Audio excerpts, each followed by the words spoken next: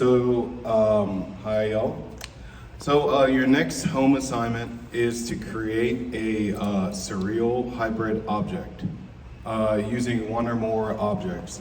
So this project is, the point of the project is to create a small surreal, or not a small, but to create a surreal hybrid object using two or more objects. These can be found objects, and they need to fill a conceptual or impractical need in everyday life.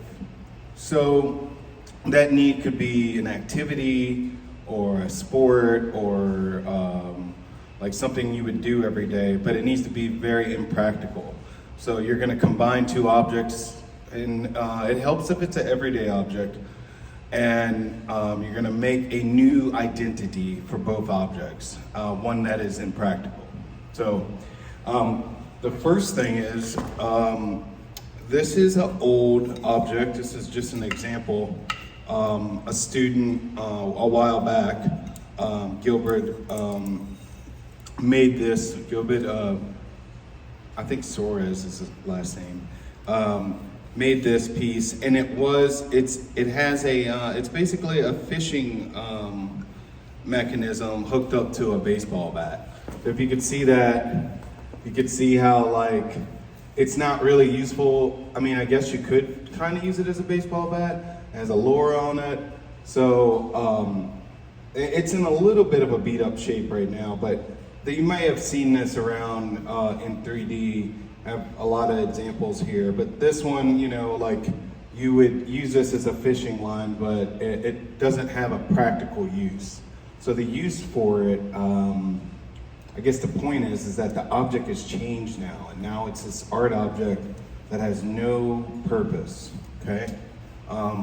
There's no actual practical purpose, but you can use your imagination and imagine why you would even need a fishing line like this, or a fishing pole like this.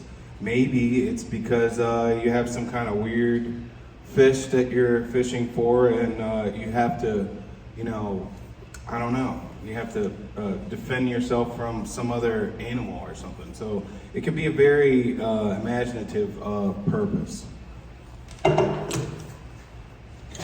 The next one is also a former Anoka student's work, and this is a iron, like a iron that you would iron clothes with. You can see. And it has a saw attached to it. So I guess you could still sort of use this as a saw, but the point is that both objects don't have any use anymore, really. I guess maybe you would use this to cut something hot. I don't know if it still would function, but you can see here how it's actually connected, how it's connected. And for this project, you might want to, think about how you're going to connect things. Maybe it's with hardware. Maybe the objects already have a hole. I think in this case, it already kind of had a hole in this area, so it was really a matter of connecting the two. This is another one. I'm showing it to you, but I don't want you to make anything that's this kind of dangerous. This is a machete that's attached to the iron. The same student did the same thing, and it was also connected. So it kind of it has a handle on it. They have that in common, and then it has a blade as well. So those are just two examples of a hybrid object. And so there's lots of different things that you could do. In the past, a student made a claw hammer.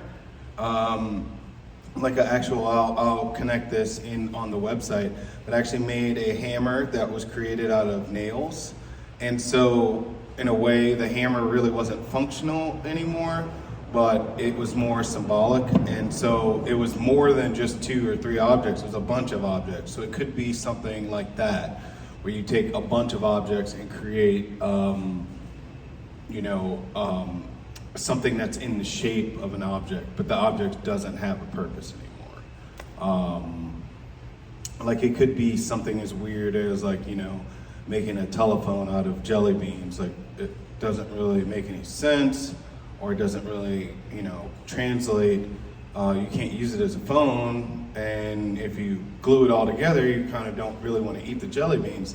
So it's one of those things where I really want you to use your imagination for this project and see where it takes you.